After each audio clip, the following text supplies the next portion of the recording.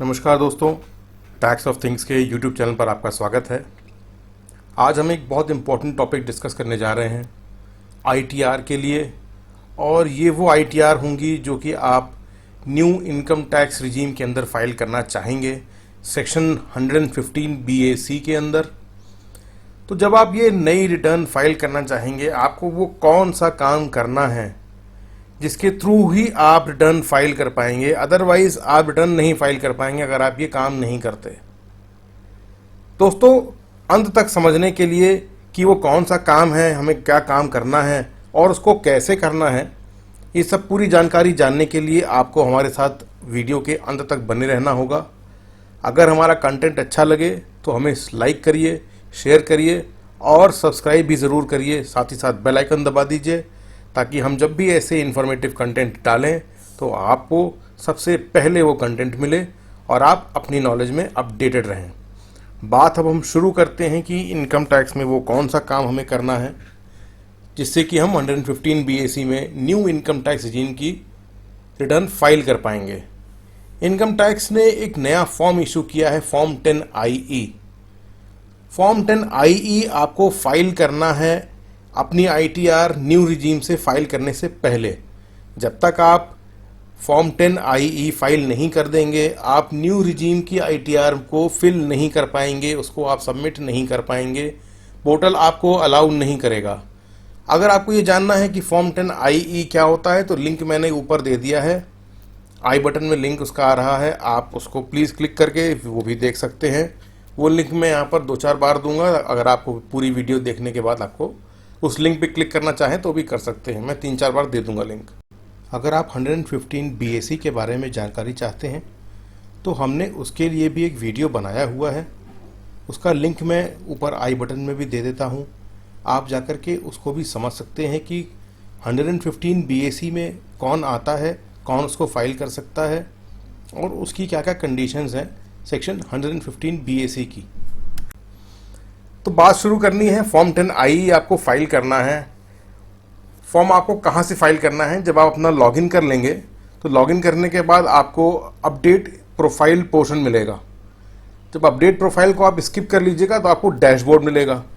Dashboard पर आपको आ जाना है ई फाइल के अंदर।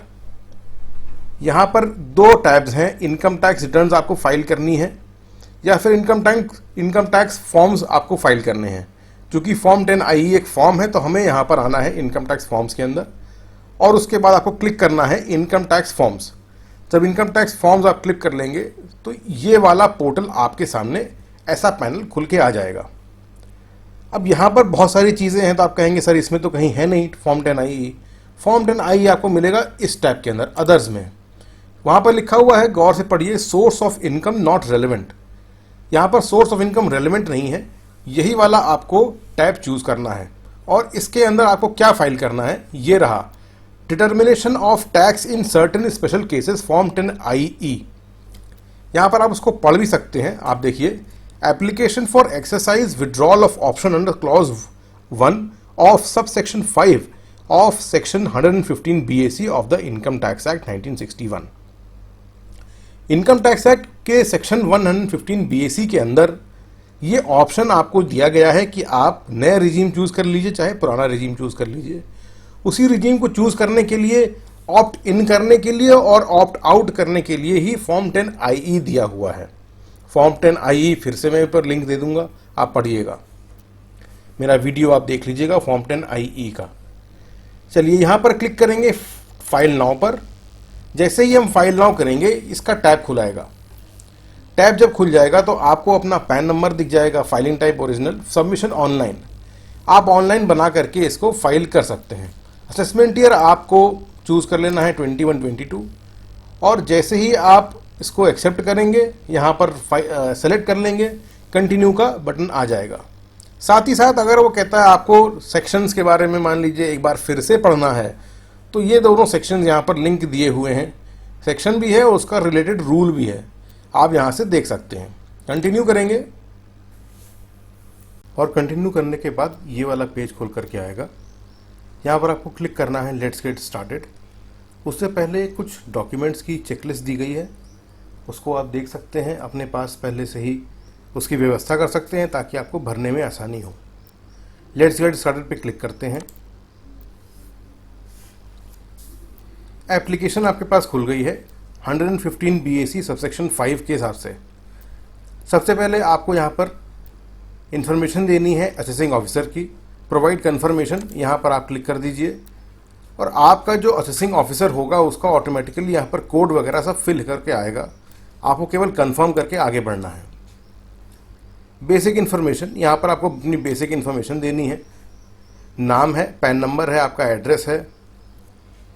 HUF के लिए, इंडिविजुअल के लिए एक चेकलिस्ट है यहाँ पर। Whether the individual HUF has any income under the head PGBP, क्योंकि PGBP के लिए 115 BAC अलग से भी लगता है और अदर सोर्स के लिए अलग से भी लगता है। तो यहाँ पर आपको बताना पड़ेगा कि हम PGBP में हैं कि नहीं हैं, क्योंकि अगर आप PGBP के अंदर हैं और आप वहाँ से बाहर आना चाहते हैं तो आप बाहर आ सकते हैं, मगर अदर सोर्स के लिए फिर से आपके पास ऑप्शन खुला है। सिमिलरली मैंने लिंक ऊपर दे रखा है 115 BAC का, आप एक बार फिर से ये पॉइंट क्लियर कर सकते हैं मेरे वीडियो से। आपकी डेट ऑफ बर्थ दे दी गई है यहाँ पर, और आप साथ ही साथ आपका नेचर ऑफ बिजनेस और प्रोफेशन का आपको सेक्टर भी अपना सेलेक्ट करना होगा। यहाँ पर सेक्टर आप सेलेक्ट करेंगे तो नीचे हमने इसको कहा नो, और नो करने के बाद नेचर ऑफ बिजनेस और प्रोफेशन हमें यहाँ पर देना है। हमने इसमें सेलेक्ट कर लिया अदर सर्विस। अदर सर्विस का भी हमको यहाँ पर देना है कि अदर सर्विस आपकी कौन सी है, और यहाँ पर सबसे नीचे हमने क्लिक कर लिया।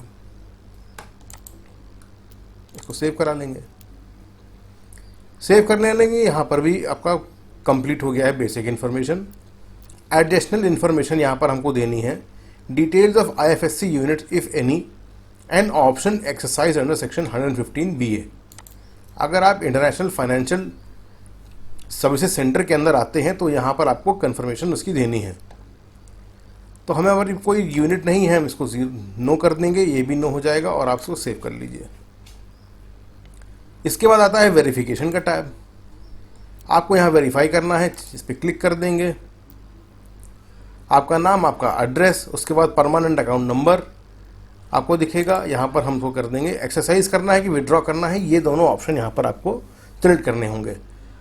अगर हमें एक्सरसाइज करना है तो हम यहाँ पर कर देंगे एक्सरसाइज, और इन दोनों पे क्लिक करके हम इसको सेव कर देंगे। आपको फॉर्म यहाँ पर प्रीव्यू में दिख भी जाएगा। ये सिमिलरली वैसा ही फॉर्म है जैसा आपने फॉर्म 10 IE PDF में देखा था। यहाँ पर ये कह रहा है you sure you want to proceed to e verify. अगर हम E-वेरीफाई में येस करते हैं तो किस तरीके से आपको अपनी वेरीफाई करना है वो यहाँ पर दिया गया है। वेरिफिकेशन करने के कई सारे ऑप्शंस हैं। आधार से, चाहे DSC से या EBC से आप इसको कर सकते हैं, सेम जैसा कि आपने अपने ITR को आप वेरीफाई करते हुए आए हैं। तो फ्रेंड्स, ये मेरा एक छोटा सा डिस्कशन था कि आप कैसे 115 BAC के ऑप्शन को एक्सरसाइज कर सकते हैं और किस तरीके से आप फॉर्म 10 IE को फाइल कर लेंगे, ताकि आप नया वाला रिटर्न न्यू सिस्टम के अंदर जाकर के नया रिटर्न आप भर सकते हैं। मुझे अपने कमेंट्स में बताइएगा कि आपको मेरी ये वीडियो कैसी लगी।